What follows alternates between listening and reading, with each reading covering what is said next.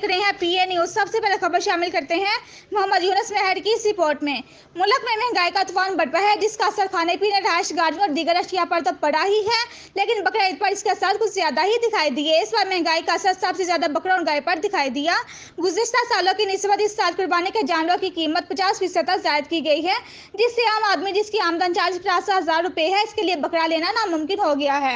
हमने डिस्ट्रिक्ट वजीराबाद और इर्द गिर्द लगाई गई मंडियों का सर्वे किया तो आम बकरे की कीमत 70 से 80 हज़ार रुपए थी। छतरे की कीमत भी 80 हज़ार से ऊपर थी।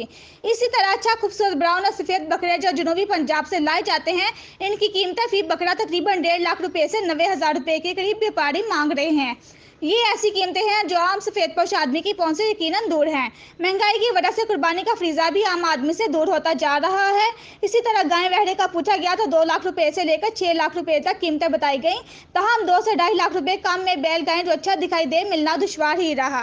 इस साल व्यापारियों ने जरा तखीर से ईद उल अज़हा का चांद निकलने के बाद मंडी लगाई, क्योंकि इंतहाई गर्म मौसम होने की वजह से लोगों की कोशिश है कि कोई नुकसान उठाते हुए कम से कम कुर्बानी वाले जानवरों को घर पर रखना पड़े, क्योंकि जानवरों को गर्मी में संभालना भी एक मुश्किल तरीन काम होता जा रहा है। एक जरूरी इत्तला के बकर मंडी जाते हुए अपने जेबों का ख्याल रखिए और लेन देन में दी और लिए जाने वाले नोटों को भी चेक करें और बच्चों को साथ ले जाते हुए एहतियात बरतें।